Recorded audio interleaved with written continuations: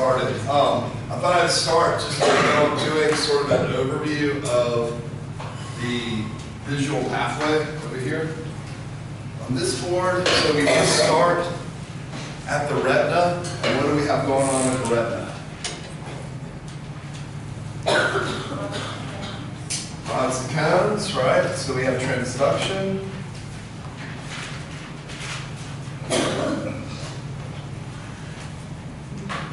What else is going on there?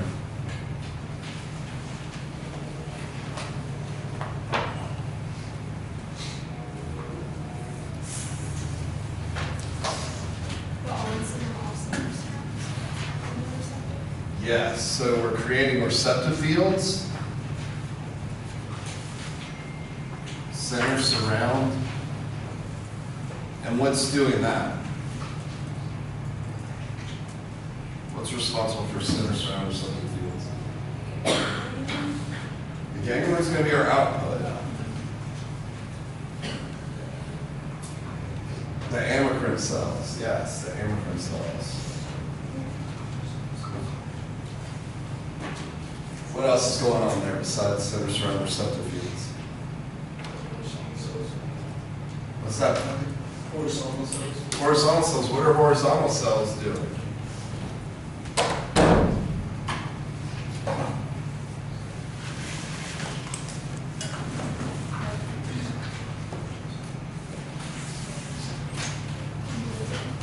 Inhibiting. They're doing a lateral inhibition.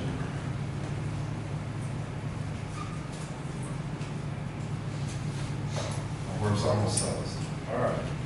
And how many rods and cones are there?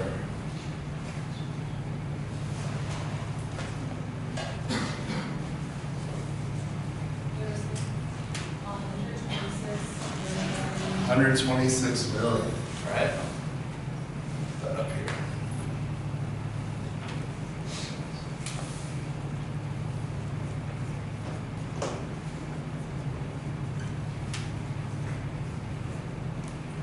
All that's happening in the retina, and from the retina we go to the LGN. How do we get to the LGN? The ganglion, right?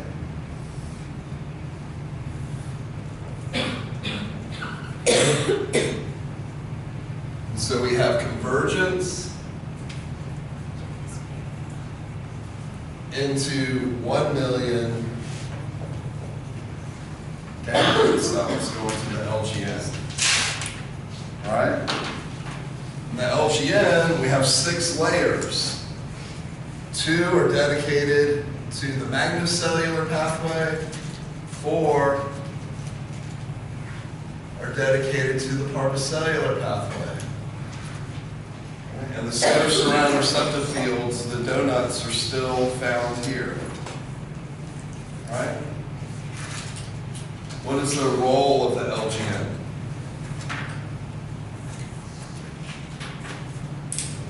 What does it do?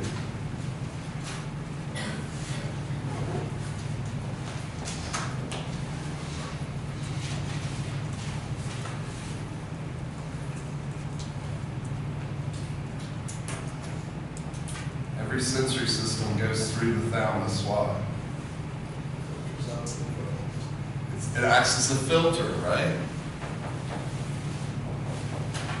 It's the first place that we're starting to have influences. And coming out of the LGN, we have 1.5 million, right? So we have more information coming out than we have going in. And now we can diverge into our primary visual cortex, because we have 250 million cells that we can project to. So what cells do we find in V1? K cells. K cells are in the LGN. We don't really know what they do in there. We didn't talk too much about it. So we start with what? The simple, right? Which is doing angles in hypercolumns, right?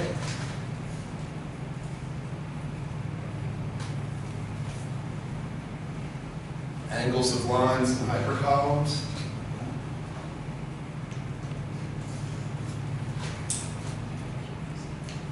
Then what do we have? Complex. Angle and size. We have end stop. Is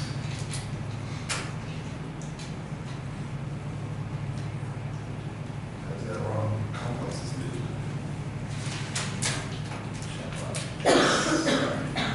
Complex is movement. End stop, because its end stop is size.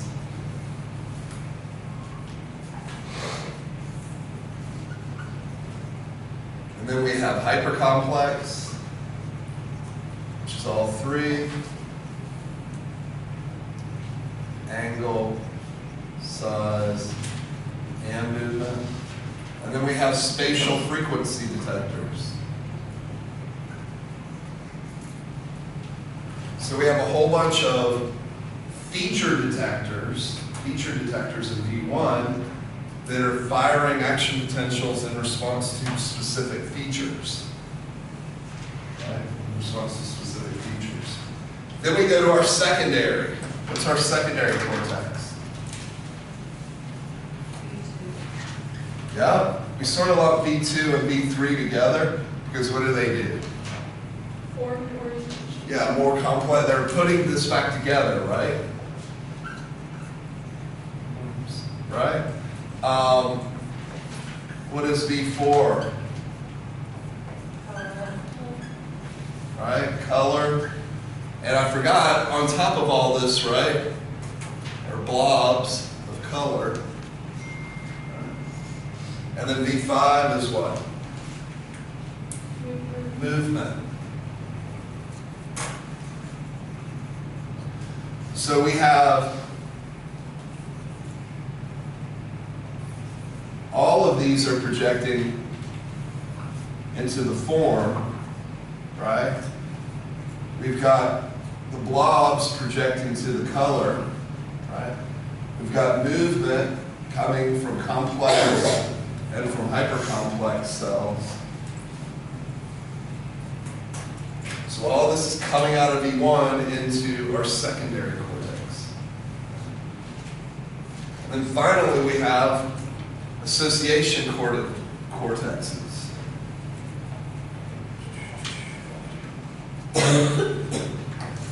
So for association cortices, what do we have?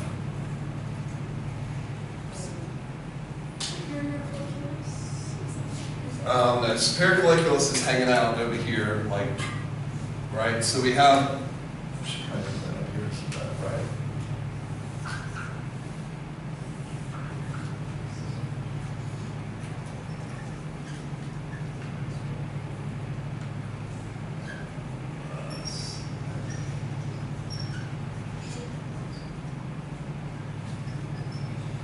So we have some neurons that are peeling off to do sleep-wake, circadian rhythms, and to do eye tracking. But that those are sort of subconscious, right? So again, we broke down this complex shape into features, and now we're reassembling them. So when we come out of the forms and the color, we're going to things like inferior temporal cortex. So now we're getting into objects, right? We go into areas like middle temporal cortex for selective movement.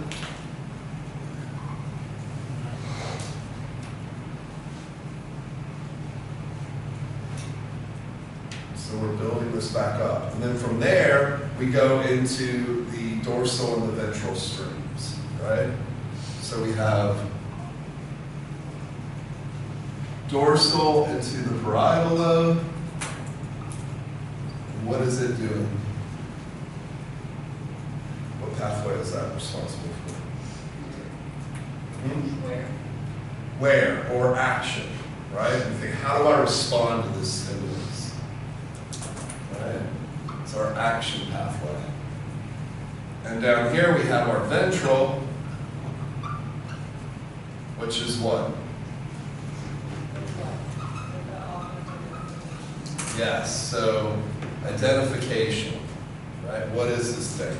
And down here we have memories, we have fusiform face area, we have the parahippocampal place area. So this is the conscious visual pathway, and then the pathway to the superior colliculus is like the Subconscious, yes. And my other question was, I'm pretty sure on the slides it has different kind of groups and stop cells and complex, hypercomplex cells together. Are they super different? They are different in the fact that they are building, and hypercomplex has movement in it, and the end stop is simply, there's an end to the size.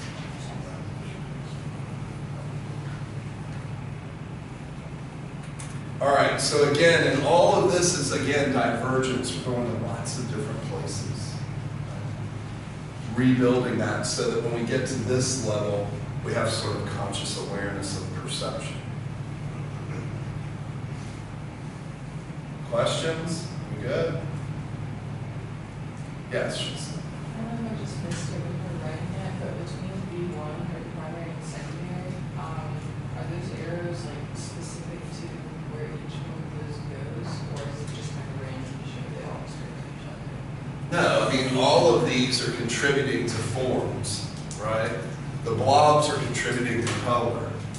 The cells that respond to movement are contributing to V5, right? So they are projecting based on the types of features that they're detecting to more complex perceptions or more complex representations of the stimuli here in secondary.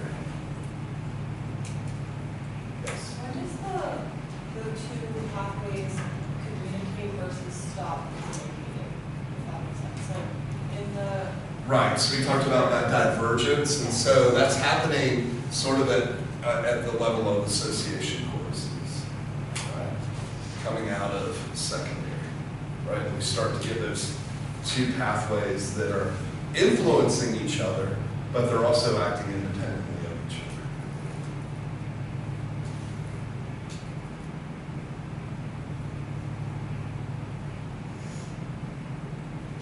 other. All right, we're good?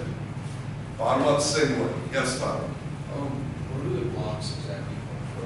Is it just an end stop or? No, they're laying on top of all of this, and it's kind of complex, and we're kind of glossing over it because, like, you would think like a hypercolumn would be a hypercolumn of angles of lines all for blue, but it's not. There's green and red, and it's just this why it's called blobs, sort of this unusual representation there.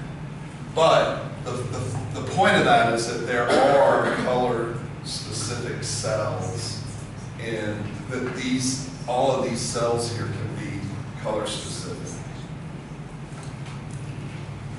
Yes. where, I know we briefly mentioned this earlier, but where are the K cells? The K cells are here. Don't get hung up on the K cells. I shouldn't even mention it. We don't really know what they do. I was just pointing out that there are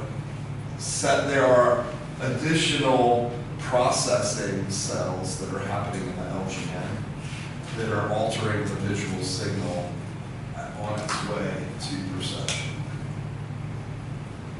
And then do we also need to know for the retina part, how the left visual field is going into the right hemisphere?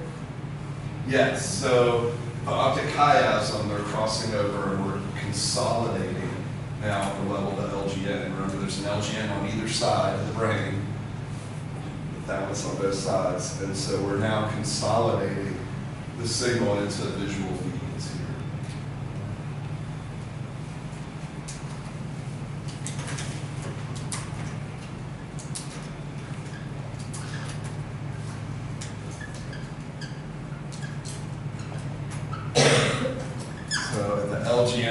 first part at the top, and we're putting those left eye, right eye together. Can we take a picture of this? Yeah, I'll post a picture to the Doodle page. Yeah. If you want to take a picture, that's fine. I'll post the pictures of all this. All right, let me move my camera up front.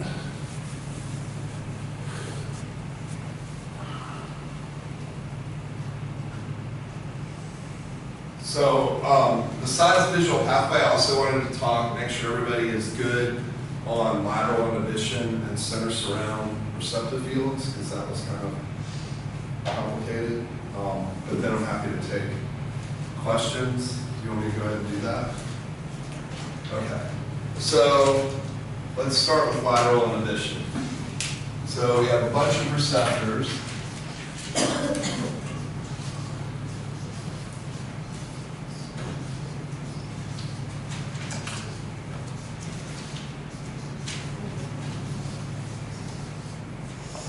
We have a bunch of receptors up there, right?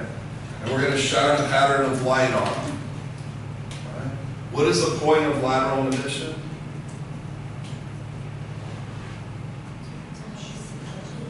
To help us see edges, to enhance the contrast in our visual signal anytime the light changes intensity. Right? So if we have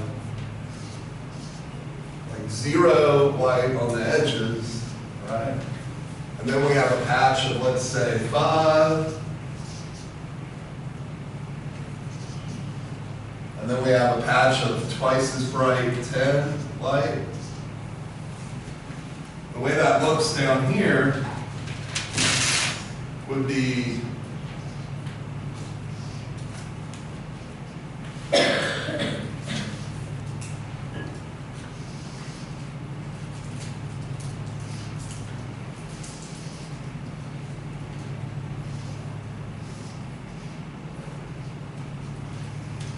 right? So that's the way that light would look, right? 5, then brighter light, 10, 0 on either side. So if we're enhancing the edges, what would you predict it would look like for the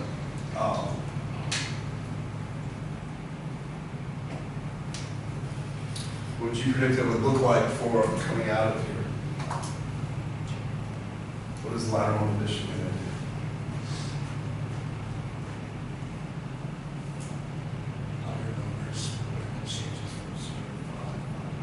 Yeah, right? So it's not just going to look like this. It's going to look more like, when it comes out, we're actually going to go down, then come up, and then back. And then when we get to this edge, it's going to go down, up, higher. When we get to this edge,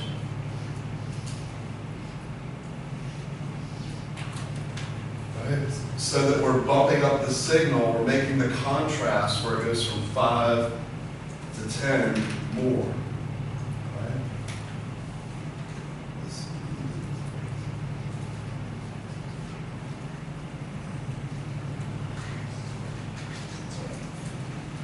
All right, so how does that do? How do we do that? What cells are responsible for lateral inhibition? Horizontal. So we have horizontal and we have bipolar.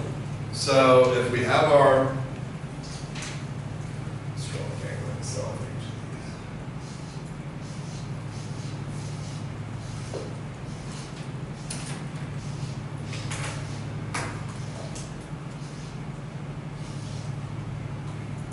these are our ganglion cells, right?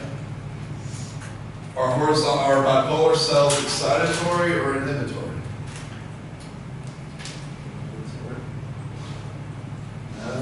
The bipolar cells are what? Excitatory. What's inhibitory? The horizontal, yes, the horizontal. So we're going to have a bipolar for each of these.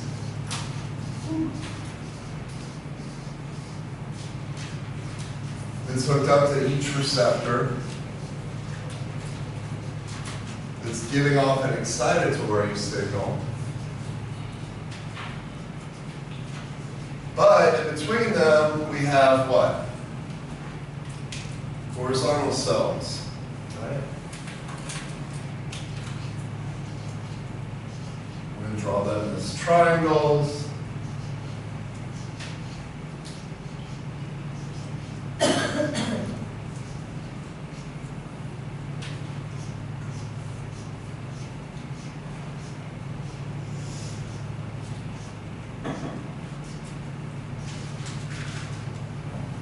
And the horizontal cells not only project to their bipolar, but they project to the neighbor.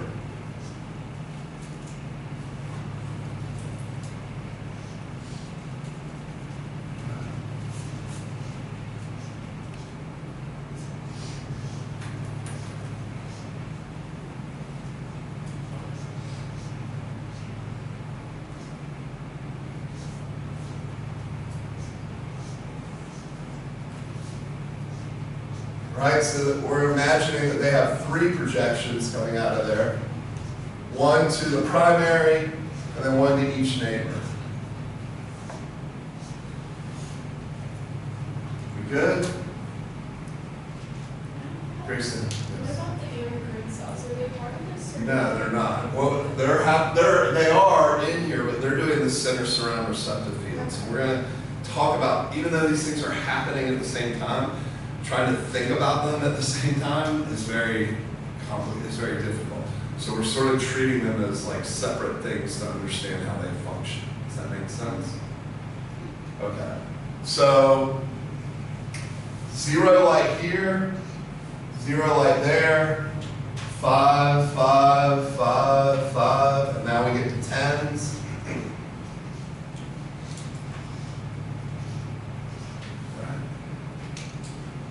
And let's say that that each one of these inhibitories is -1. Okay? So here we have 0. Nothing's coming into this one. This one here, though, we get -1. Right? And so here we have a -1, and then we have 1 from its neighbor. And here we have 3 -1s. And here we have 3 -1s. And here we have a -1, -1, and -2.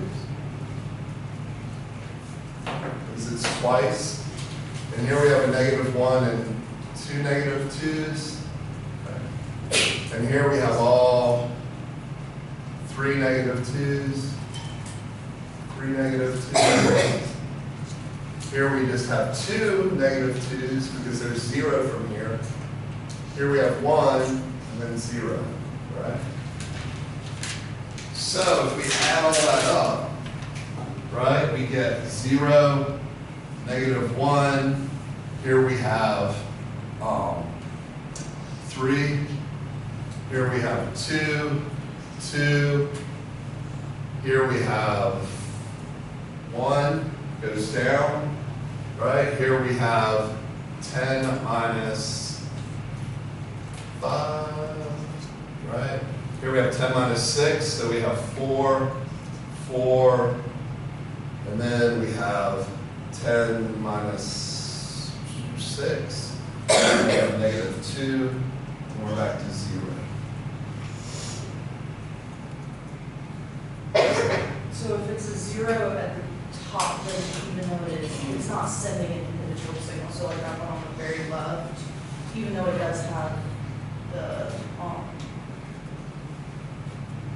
horizontal cell, like, it's just not getting anything. Yeah, that's because there's no light there. The only reason this one is getting something is because its neighbor is inhibited. Even though there's no light. That's why it's a negative signal. So it's getting it from its left, its right, and then its center. Yes. 3 connections. That's what we're thinking about. Good? Yes. Will this setup kind of always be the same, or are there going to be like different numbers? You can put any numbers up there. I was just showing you 2 different intensity lights. I mean, if we just had 5s up there, it would just look like this: -1, 3, a bunch of 2s, and then 3, and then -1 at the end. If we didn't have. This is trying to give you a little bit more complex Anyway, all right.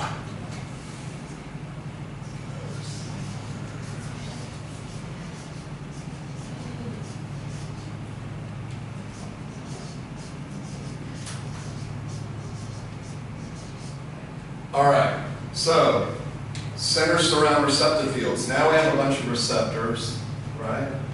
And we're trying to get to a ganglion cell.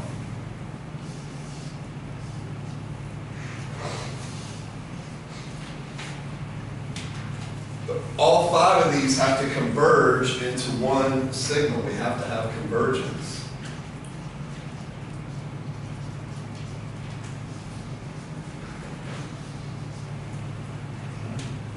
So if we just funnel all of these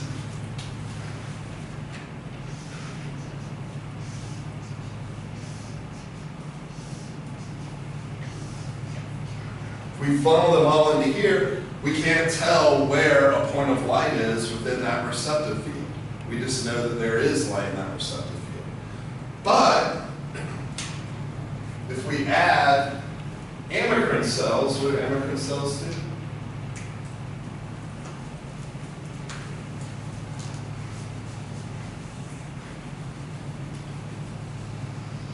Are amacrine cells excitatory or inhibitory?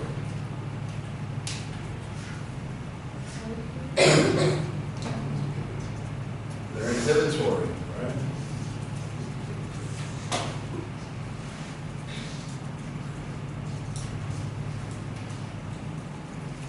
We put an amacrine cell in there. Now we can get 2 signals instead of just one signal. We get 2 signals, right? We get a center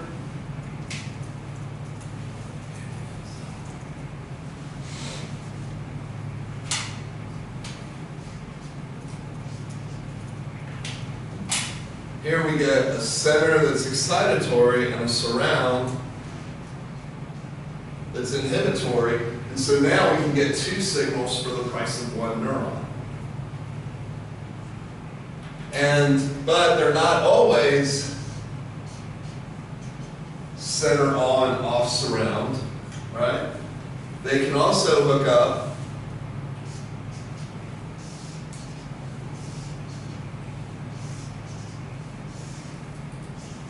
in this sort of configuration where now we have an inhibitory center and an excitatory surround. But the point is that we're doing convergence and getting 2 signals instead of just 1 signal going to the brain, which helps with our visual acuity, our ability to see signal. So 2 processing functions that are happening in the retina before the signal ever gets to the LGN. Yes? So are these like surround fields, are they like their own separate entities, or is it like when you just start a little circle and move it specific, like kind of adjusting it to where they are cells are like in the middle of the field of focus or like off to the side? I mean, this is why it's complex, right? This process and this process are all laid on top of each other. And the result coming out are center surround receptive fields in the ganglion that are laying on top of each other. So I'm showing these not as like overlaying, but they actually overlap with each other. And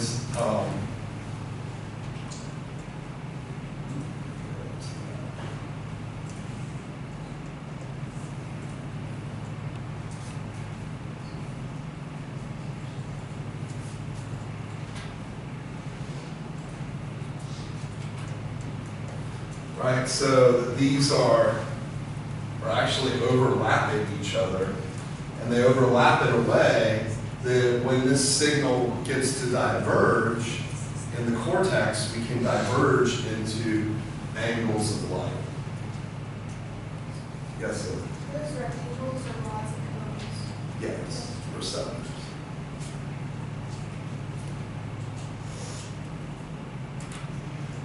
And so lateral inhibition responsible for things like lock bands,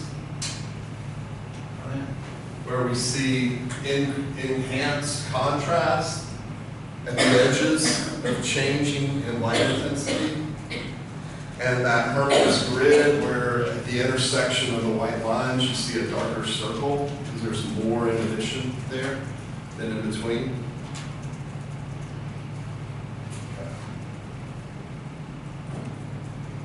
All right, what other questions do you all have?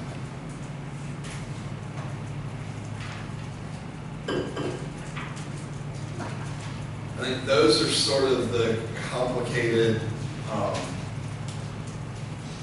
bottom-up signaling processes that you need to understand. These like diagrams, would we be asked to like draw them out or like explain them in a short answer? Yeah.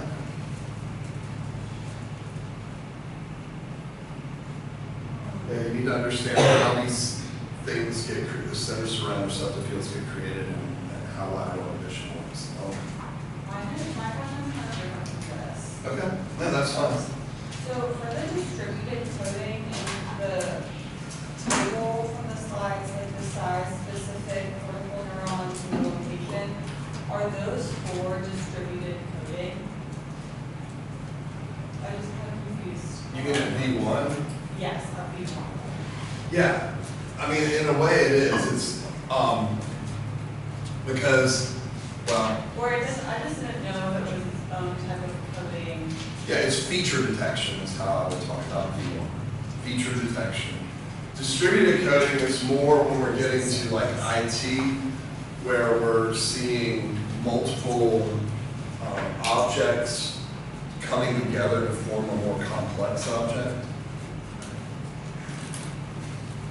So they're all, so they can fire at the same time together. Absolutely, and that's what binds them together. That's the binding problem. We talked about, remember my blue Corvette example, right? How do we put all those things together into an object? It's because when those stimuli are present together, they're causing synchronous firing across all these areas. And when the neurons are all firing together, our perception binds those stimuli into an object, into a single thing.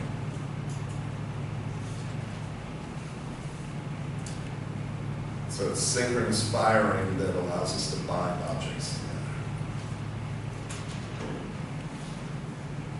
And then the other question I had was for patient DF. Mm-hmm.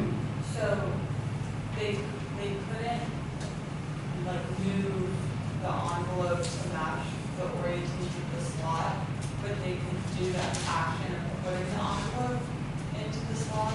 Yeah. That's what this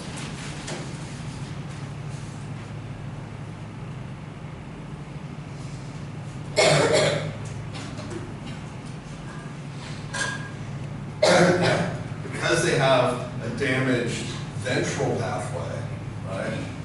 They couldn't perceptually identify the angle, but their dorsal pathway was intact. So if you asked them to nail the postcard, right, then they were very good at doing that because it's using a non-damaged pathway. Same thing if you asked them to draw an apple, they could do that, but if you asked them to copy an apple, they couldn't perceive it in order to do the action because they have a damaged ventral. Yes, Kristen? What is the significance of retinol being 11 cis form for dark adaptation? Yeah, so the question about retinol being in the 11th cis formation, that is, so there are 3 steps, right? 3 steps for visual transduction. Light comes in and activates the photopigment. That's where it's changing in the formation to release a signal, right? And we're not getting into the molecular parts of that, which is sort of where you're going with the conformational change.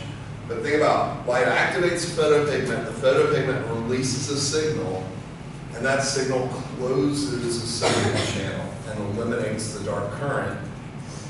And then the receptors quit inhibiting, and allow signals to go through.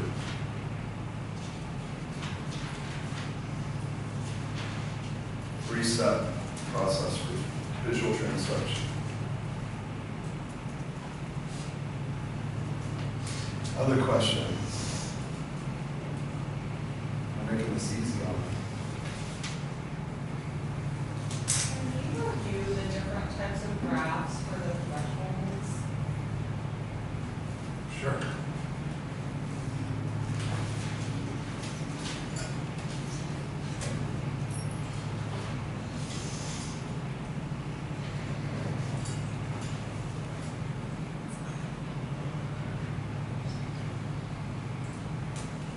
So remember, we have one rod photopigment, rhodopsin, most sensitive to green light, insensitive to red light.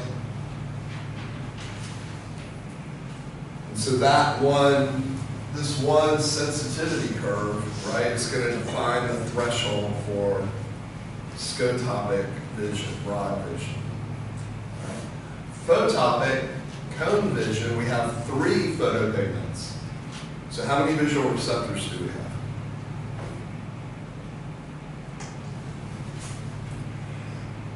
How many visual receptors do we have?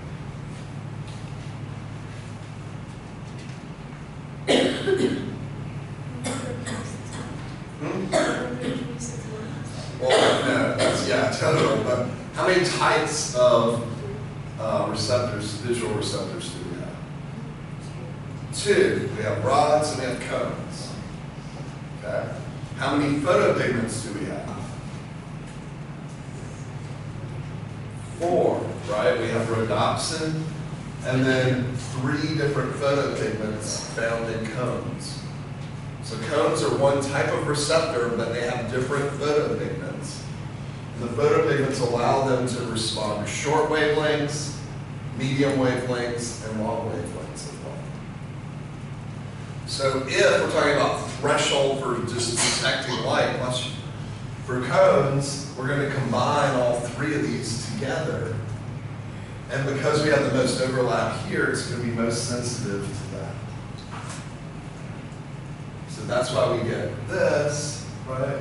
Where our photopic vision is most sensitive to sort of green-yellow, more yellowish, and but can detect red and blue. Scotopic, most sensitive to green, shifted over a little bit, can detect blue, can detect yellow, but not red. So that inside between those 2 lines is what we can detect. This is scotopic vision. That's just using your rods. Below that, you're below threshold, you can't see, it's too dim. Above this, you're activating your cones now, instead of the rods.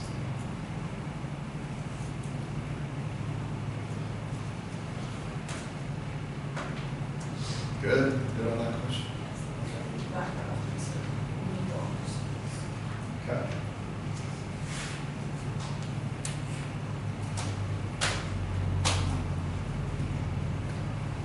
Other questions? Yes, Brittany. Can you go through the RSC graphs for the signal detection period again? It's kind of like broken down. Yeah.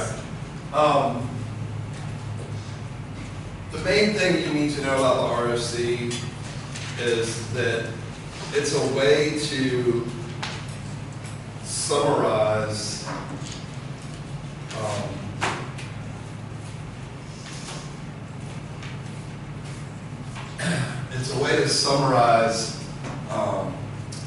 your signal detection ability, right? So if you are not able to, if the noise and the signal are on top of each other, it's very hard to detect it, you're basically guessing, that generates an ROC line. If we balance out hits and misses and hits and false alarms, misses and correct projections, falls right in the middle. As we start to move closer in this direction, right, we're gaining hits. We are gaining correct projections, and we are reducing false alarms and reducing misses, right? So we're getting better and better and better at correct rejections and hits and not making the mistakes, which are false alarms and misses. But that's really kind of the gist of what you need to understand for that. You don't really need to know how do I get to a D prime at 2, right? How do I calculate that? I don't want you to worry about that. So we don't worry about like examples like of how like the different types of signal detection, like the 50, like someone guessing a signal is 50-50 versus 100%. Right. That's kind of the gist. Yes. You don't need to calculate D prime. So why does the accuracy improve? Because the signal and the noise are usually further apart. Right. So when the signal and the noise are masking each other, it's much harder to detect it, so you're going to make more misses and more false alarms. But if there's a great separation between those where the noise isn't masking the signal very much, then you're going to have you're not going to make as many mistakes, false alarms and misses. You're going to have more, okay, yes, I can detect the signal, or no, the signal's not there, I'm correct in rejecting that.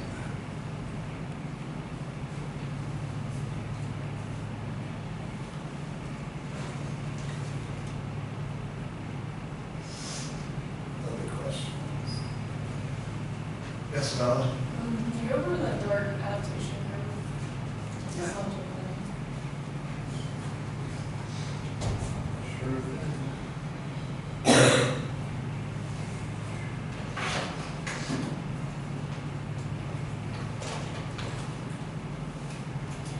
So when we're in bright light, the rods, the rhodopsin is so sensitive that all of it gets used up.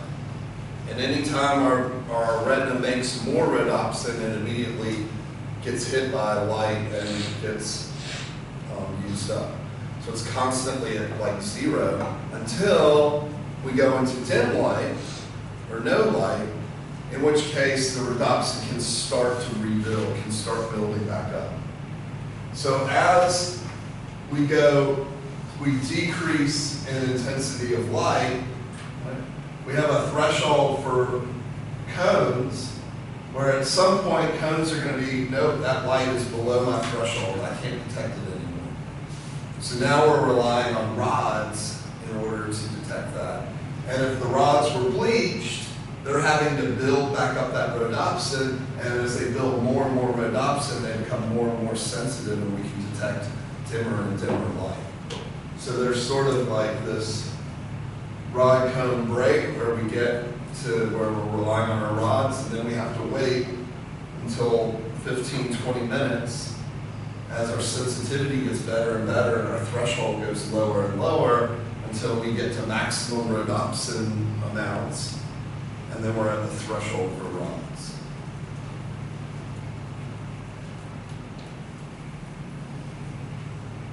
Is that good though?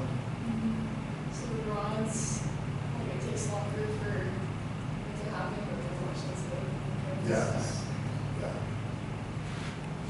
And then, once you've been here and you have all this rhodopsin built up and your sensitivity is really high, when you turn on the lights, all of that rhodopsin gets bleached, and we send a big signal to the brain, and the brain often interprets big signals like that as pain. And then that signal goes away because all the rhodopsin is used up again. And then you have to start this process over.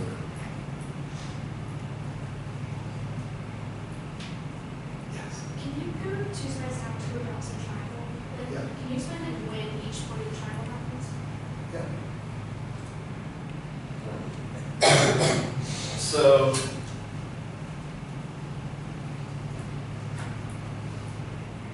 we have rhodopsin. Light is going to activate it and break it into retinal and opsin. That's the signal that's released in response to shut the sodium channel down and the 3 steps of transduction. And so now it's used up. And so we have to, through vitamin A and opsin, rebuild the rhodopsin, but that can only happen if it's dark, because if it's still light and we rebuild it, immediately it gets used up again.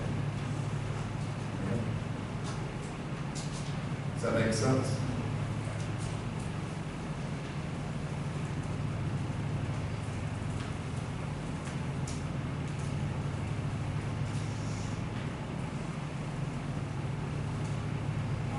Another question I have is how would you like us to compare and contrast the different ways to measure brain activity? Is it more one-on-one comparison and contrasting, or kind of group contrasting, like this, these are hard to test with because the person can't have metal with the MRI or fMRI versus the EEG or something like that? I'm not sure I understand your question. When we're Contrast. comparing, contrasting the Yes. different ways to study the methods of the brain. Oh, methods of the brain. Oh, Yes. wait, I should have said that, instead of measurements, but is it gonna be like, you give us two different measurements? I just want you to understand that there are different ways that we can measure perceptions, right? And we can do it psychophysically, where we're asking people, what do you perceive? Describe your perception. Or can you recognize this or not recognize this? Those are all psychophysical techniques. We could measure physiologically to say, hey, does that stimulus produce sensations, produce brain activity? And that can be measured either through EEG or through MRI, functional imaging. Right? And then, ultimately, what we're trying to do is link up, okay, there's this brain activity here, how does that make the perception? How do we link those two up? If you're saying psychophysically, I perceive this, and I'm looking at your brain activity and seeing this brain activity, how do those things match up? We talked about a lot of things like change blindness. Your brain, even though it's seeing, even though it's having a physiological signal for a stimulus, if you're not paying attention to that, or if that signal is too low in your brain, then you don't perceive it.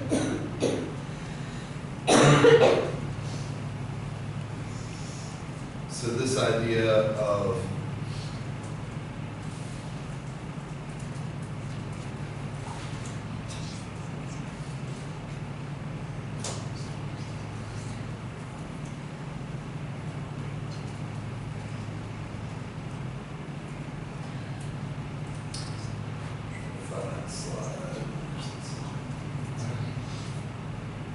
this idea where we're looking at brain activity, right?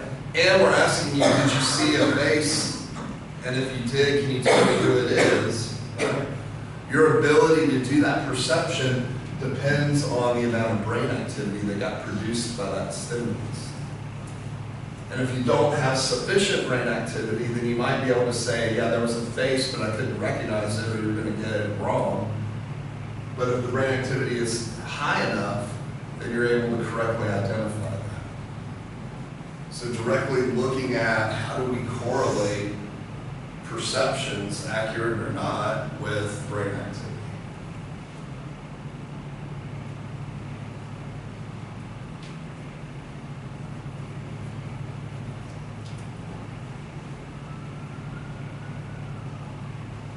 Other questions?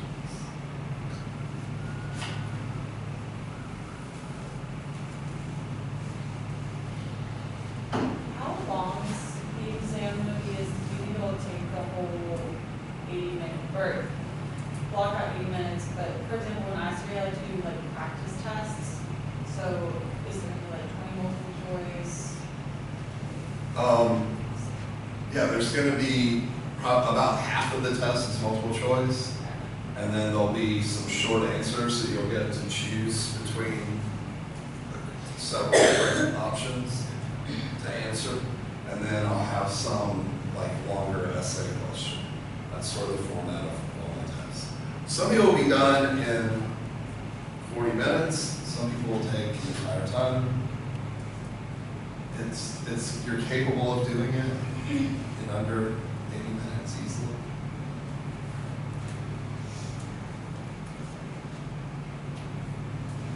Other questions about stuff, content? How are we feeling about this stuff? Good?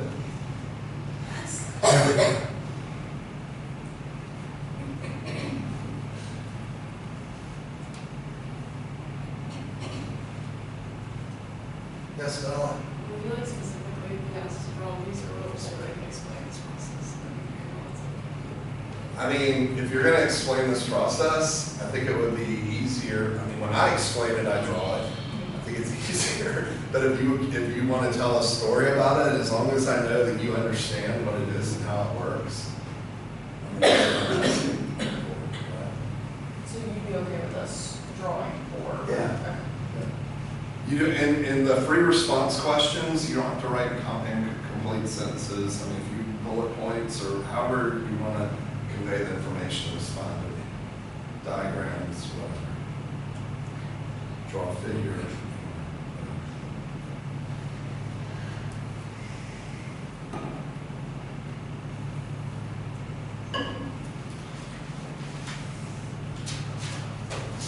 No tricks. Just want you to show me you understand the material. Do Yes. you use like different colors?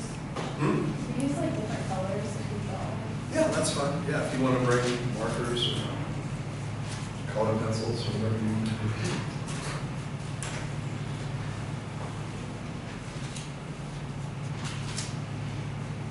Like in general, right, we sort of define inhibitory as like a flat synapse and excitatory as a V synapse. That's kind of the way that those are usually represented. I didn't have time to do all the little flat things in here.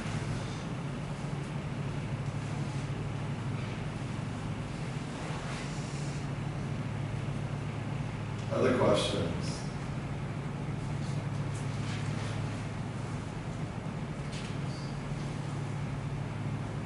Did you guys understand? That's good.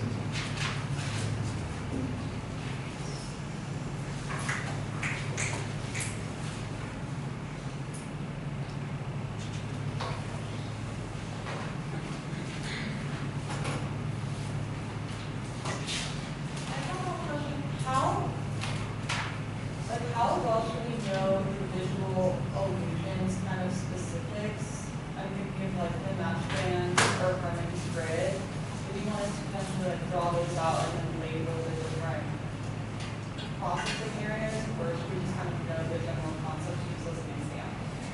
I think no, the general concept used as an example, like why do mod bands and Herman's grid dots exist? Because of lateral inhibition.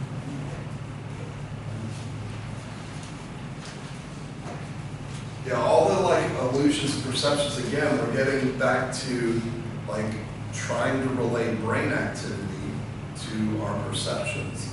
And sometimes that brain activity causes illusions. We'll talk a lot more about that next Thursday when we start getting into, Tuesday and Thursday, we start getting into top-down influences on this bottom-up signal. We mainly focus on bottom-up here with some influences when we introduce that concept in terms of attention, experience. Experience can sharpen and make our neurons better able to discriminate things. Right? Attention increases the activity and makes it easier for us to perceive those things. Adaptation shifts the activity. But we'll talk a lot more about influences on that and how some of the more complex processing happens in the next section.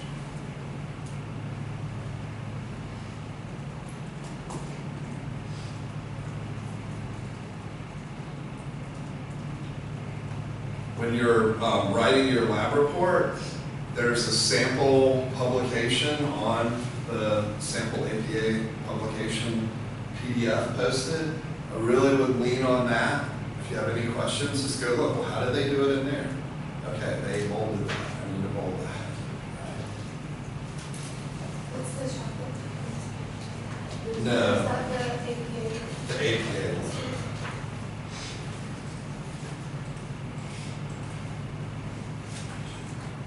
Pull it up.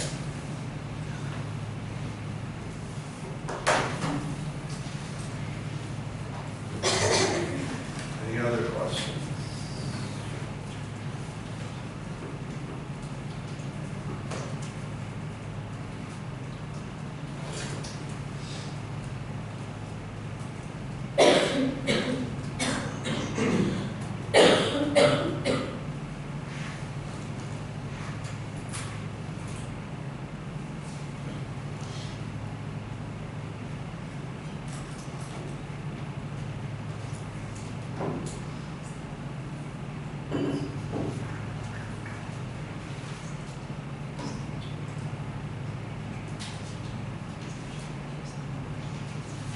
So I'm talking about this sample paper, APA Professional, right? Shows you how do they do things, right?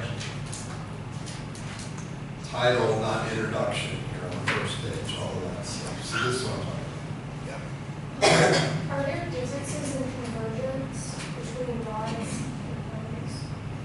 Like the cones? can be Yes, technical. cones have less convergence because they're in our phobia, and so we dedicate more resources to the cones. Rods, because they're primarily in the periphery, have more convergence. Also, rods are trying to detect low levels of light, so the more rods we can funnel into a ganglion cell, the easier it is to excite that ganglion cell with low levels of light.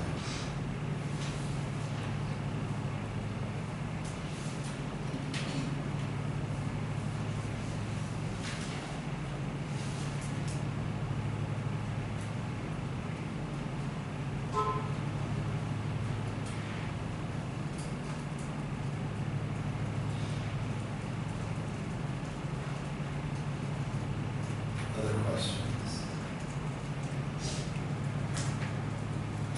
Anything I can explain that? Yes?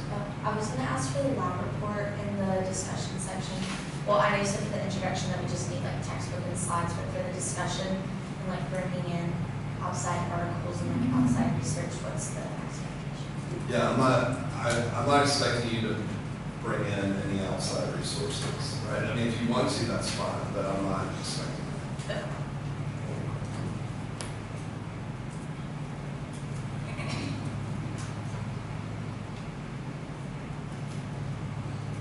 Anything else?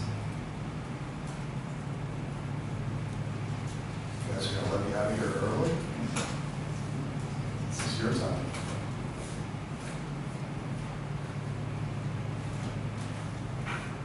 Even though luminance and illuminance are different things, are they still processed? Yeah, don't get too hung up on that, on those terms.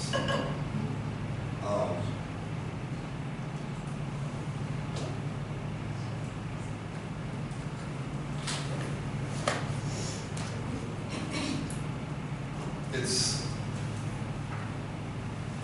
basically what I want you to know between illuminance and luminance is that the amount of light that hits the surface is not always the same amount of light that's reflected off of the surface.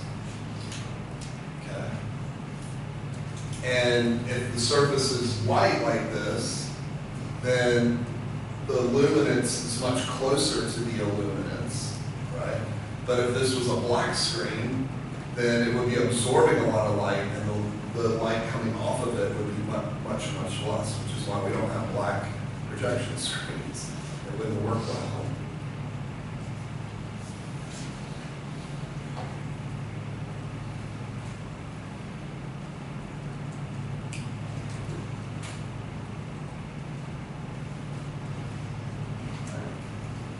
So the things you need to know about the visual stimulus are that 380 to 760 is the range that we can see, and that corresponds to the hue or color or quality from blue to red.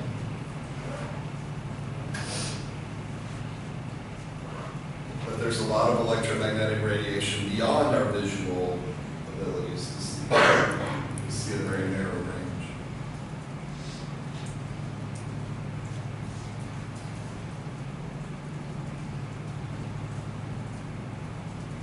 we talked about a bunch of disorders that can happen primarily in the retina, like astigmatism and macular degeneration, and retinal pigmentosa, all of those things, right? Farsightedness, nearsightedness in terms of the ability of the lens to project that image on the back of the retina. Accommodation, right, where we're squeezing the lens when we're focusing on things closer to align them on the retina and things further away. We're relaxing the lens.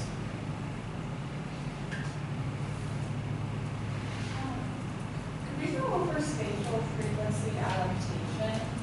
Yeah. I was looking at those slides. Are the images the same? Like the gray screens, the faint lines in the middle? I think it's from,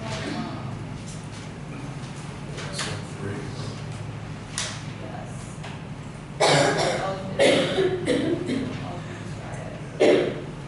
Yes, like those.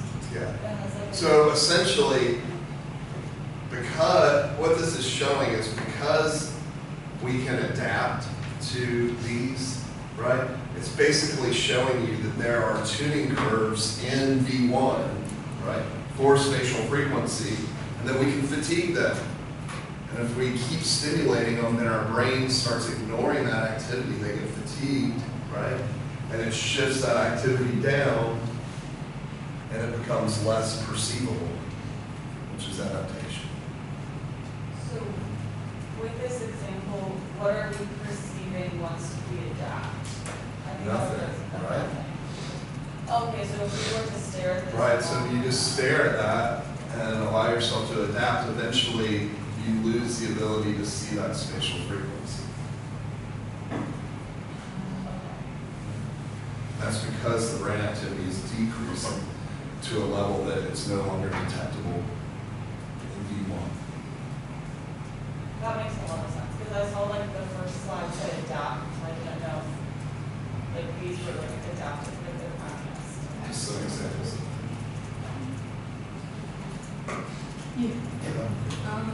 For like Stevens law, Cheshire, we don't get no performance, right? You don't need to know the formulas, but I do want you to understand, like, one, what's the importance of those? It's the first time that we quantified brain activity. We did that with sensations and perceptions, right? And that Weber's is a fraction, so sort of being able to identify that Weber's is a fraction, Fechner's is logarithmic, and Stevens is an exponential power, right? Because not all perceptions change in a linear way, like Weber first said with his fractions. Sometimes they change slower or faster, which is why we needed the logarithmic or the power sequence.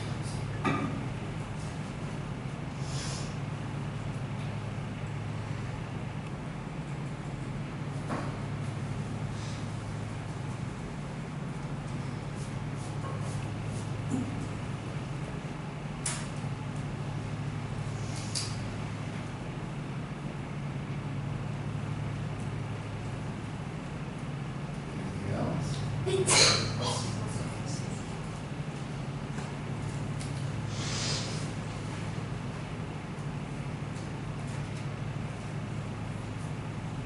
We're all good? Could we, sorry, last. No. Could we go to the blind spot, like it's Yeah. important?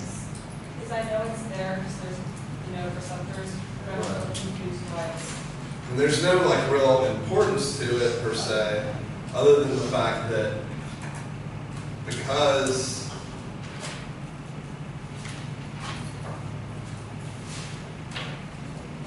rods and cones use so much energy and we're constantly remaking the photopigment once it gets bleached or used, we want them next to the source of those nutrients and that supply source. So they're facing the retinal pigmentosa and projecting into the eye, which means these ganglion neurons have to leave the eye at some point.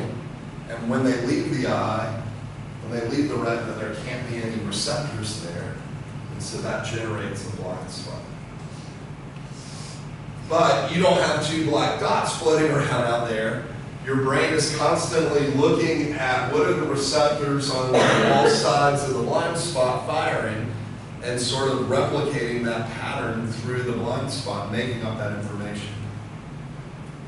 Which is why, if you do this illusion, right, and stare at the cat and put the dog in your blind spot, the dog goes away, but it's not that there's an empty hole there. The lines, you still see the lines through there because your brain is filling in what's around the blind spot.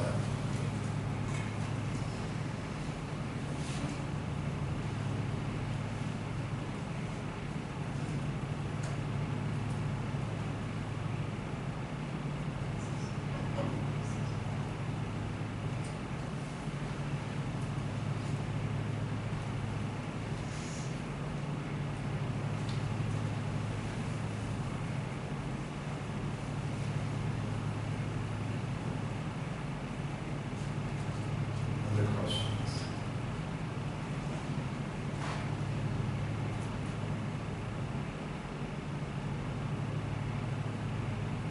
If you have questions while you're studying, I'll be checking my email, not at midnight, probably not even at 10 p.m. But I will get back to you the next day if you write me questions. Happy to answer, make sure that everything's clear.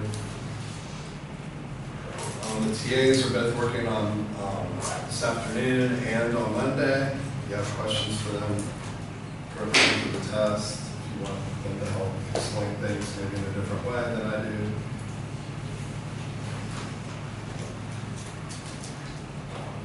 And I'll be in my office if you guys want to come by and see me and talk about things.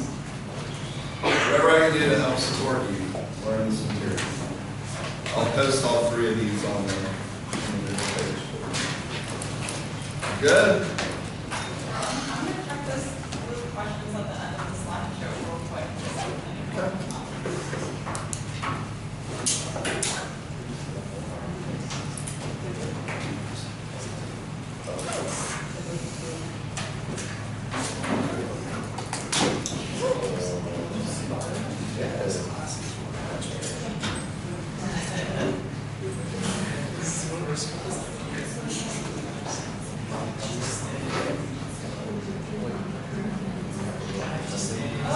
What are the primary and elaborate cells? Yeah, so this is where you're getting into secondary coding. And so we have elaborate cells which are going to combine features and produce a more elaborate form. Hence the name.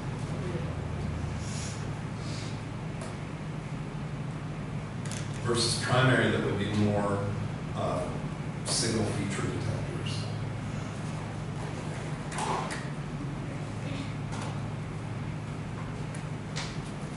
Some examples of the elaborate cells would be like the hypercomplex cells. No, those are still primary. It would be things like V2, V3, or inferior temporal cortex, IT cells.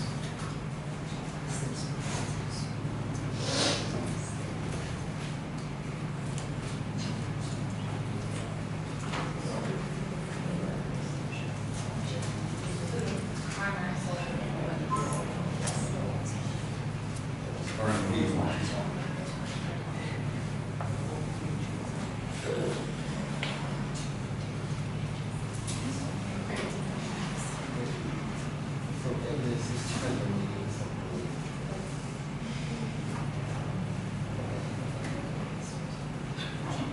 Other questions?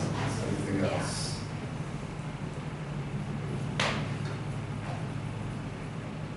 For the monkey experiment for the neural tuning, the way this adds up, I'm just a little confused the difference between the psychophysical choice versus the response. So the response is the brain measurement. And this, How much is the neuron firing? yes. But what is, the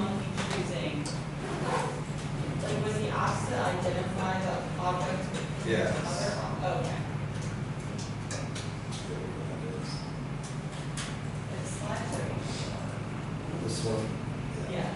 So we're asking the monkey to identify when this object's present as compared to this object, which is slightly different, right?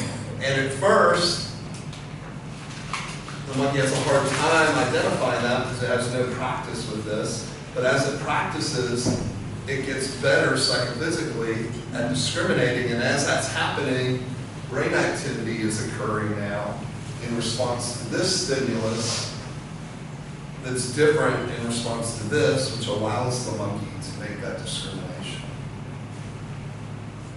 So initially, the brain activity would discriminate. It could not discriminate between those different shapes.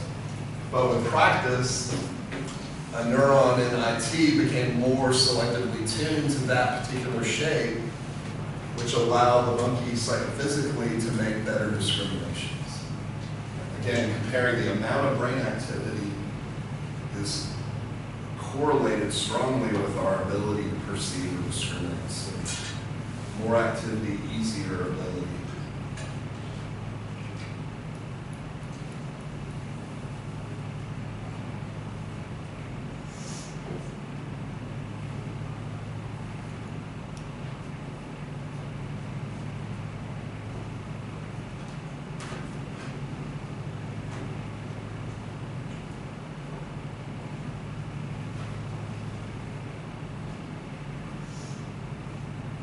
Anything else?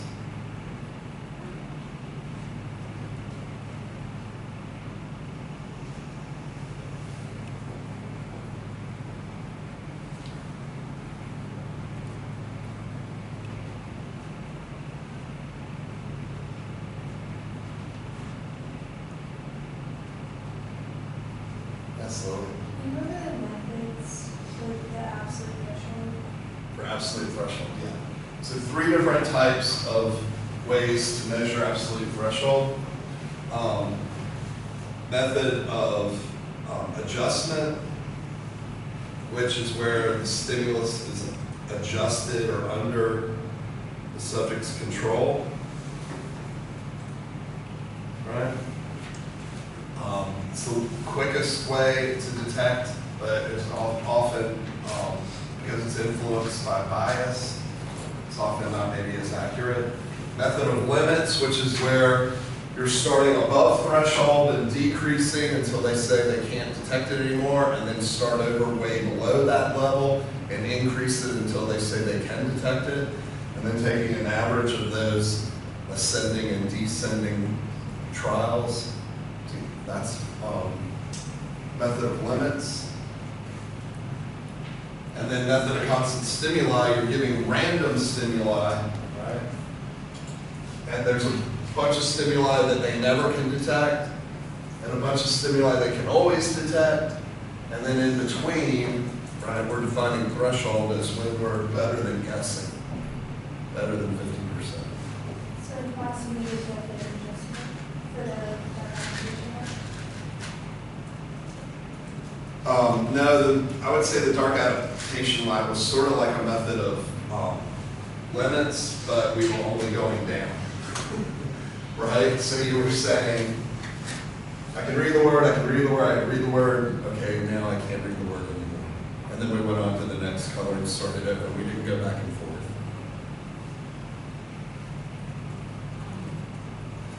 The slideshow has this video, I think, Yeah. and this one, but they're not supposed to I can see if I can post those. They're only embedded in there. But really, the thing about those binding videos that's important is just understanding that synchronous activity, when things are firing together, it generates our perception. That's what causes our perception.